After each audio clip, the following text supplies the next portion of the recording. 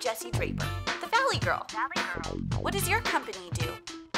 Have you ever Googled yourself? Totally. What makes a great entrepreneur? What's your next big idea? Tweeting's like my favorite. Let's talk business. I'm like the Valley Girl.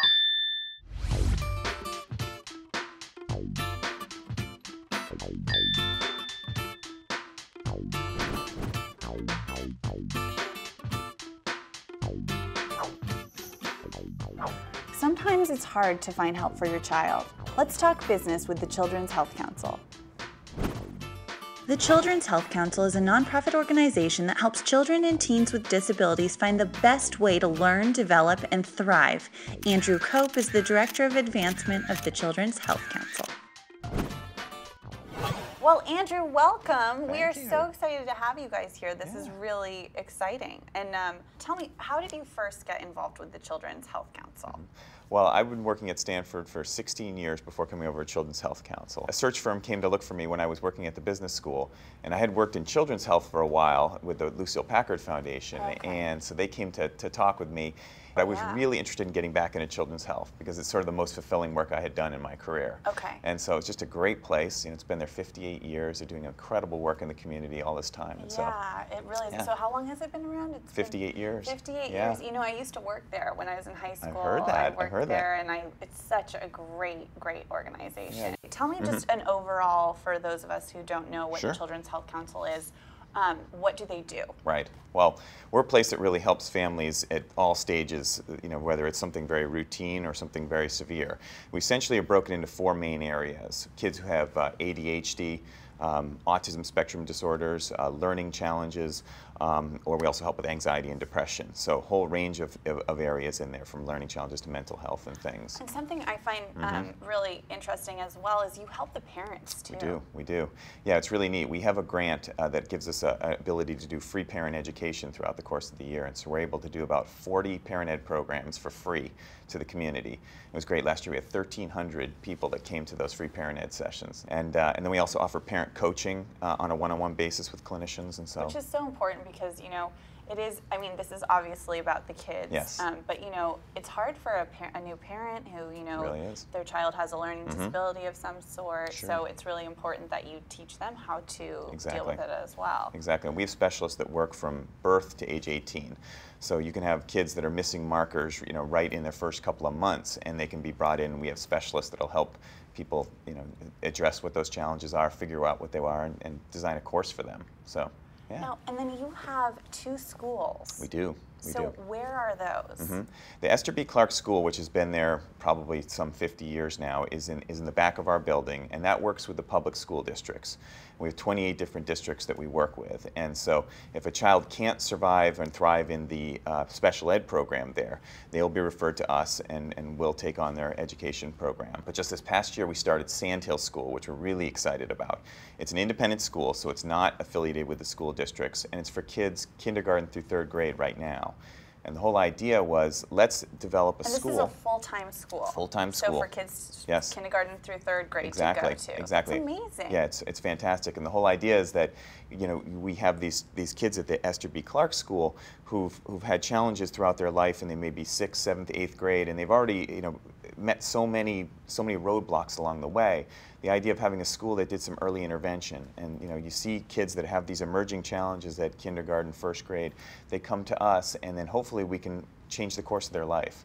And so it's been fabulous. We started last February with 1 classroom, and now we're up to 4 classrooms. Oh my gosh. And it's growing, yes. And we eventually want to have, you know, we're planning for 6 classrooms, and then we might even potentially expand if there's still a need for it in our community. So, that's so very so exciting right now. Yes, really happy with that. When do parents typically discover that, you know, their child may have some sort of learning disorder? Right, and it can happen. I mean, there can be kids that miss markers right from birth, and there can be things that they notice right off the bat.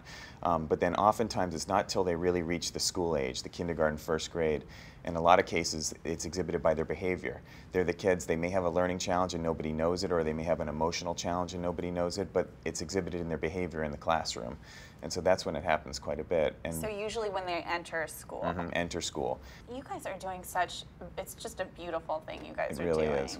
I love it. And you know, when I worked there, I remember the parents can kind of like watch their kids as they're developing. I remember there Yes. was one of those Two-way mirrors. windows, the two-way mirror. Yes.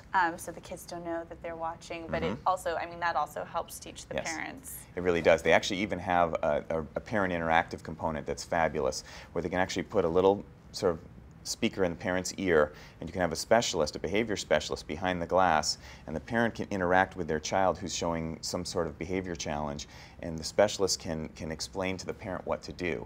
And it's phenomenal to watch it. It's like Secret Service. Yes, it or really something. is. That's really cool. Yes, parent-child interactive therapy is what it's called. Now, do you have any stories that have really touched you of people being helped with the Children's Health Council? Yes, there was a couple who we featured at our Summer Symphony 2 years ago.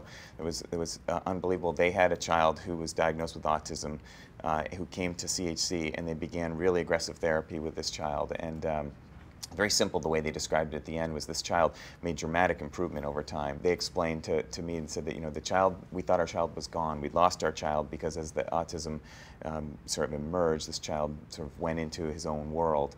And then with the different therapies, they were able to bring the child back, and they said that you brought our child back to us.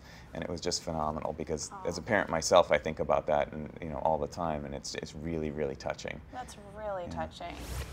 You know, I know that fundraising is one of the most difficult things for any nonprofit organization. So you guys just had a very successful fundraiser. We did. It was fabulous. Bruno Mars, Yeah, that was very fun. I went, and it was just, so that was a big success. It was a very big success. We're really happy. That was so nice that he did that. I know. Have you found that it's a lot more difficult to fundraise? We've had to work a little bit harder on all fronts, and we're just finding that it's not that people aren't charitable, it's just that every agency is feeling it. And even as big a community as it feels like, we're still relatively small here. And you know, you got Stanford, you've got all these other great organizations, and so everybody's sort of in the same pool. So yeah, we have to work very hard. That's for sure. Yeah. Well, we wanted to do something because we know that it's so hard to fundraise right now. So I thought that we would make some macaroni necklaces. Oh, great. And we would auction them off. And also Taylor Dresses has kindly donated the dress I'm wearing. And so we thought we would auction this dress off on eBay with the release of the episode. Okay. So we'll do a little fundraising for you here today. Thank you so much. That'll be great. So let's make some macaroni necklaces. Let's do it. So here. Okay.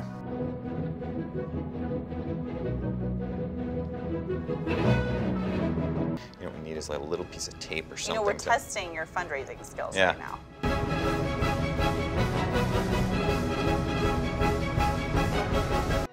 All right, we're gonna need like, you know what we need is like a piece of cellophane tape or something.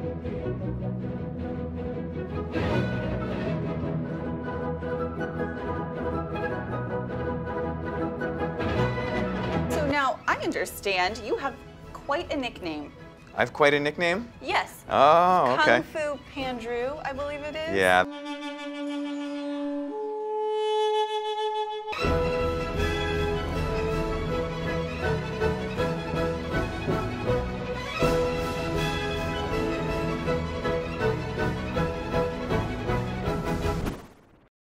Andrew, I want you to wear this necklace. I will gladly Show it wear off. that. All right. Here, I'll tie up yours. That is very nice. It's an original. It's an original.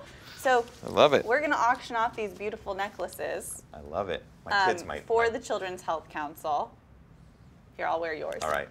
Very cool. And this beautiful dress, donated by Taylor Dresses. Andrew, this was so amazing to have you. Thank you so much for sharing all this with us about the Children's Health Council. And do you want to tell us where can people find more information? Sure.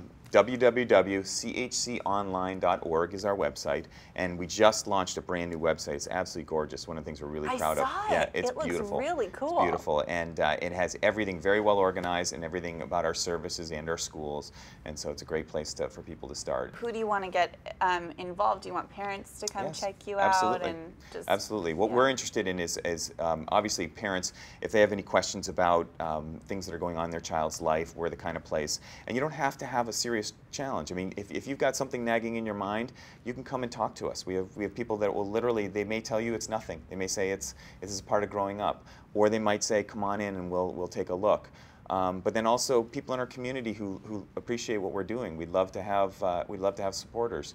About half of the people that come to us as patients are defined as below the poverty line. So we do quite a bit to help out our community and provide services for people who can't afford them. So. Such a great organization. Check out the Children's Health Council. If you'd like to learn more about Children's Health Council, please visit our website at www.chconline.org. I'm like the Valley Girl. And I'm like Andrew Cope, Children's Health Council. That was fun. I learned so much. Yeah, good. That was really fun. And now it's time for your DITS moment. TV? Yeah, reality TV. Yeah. Wait, hold on. Are you guys still rolling?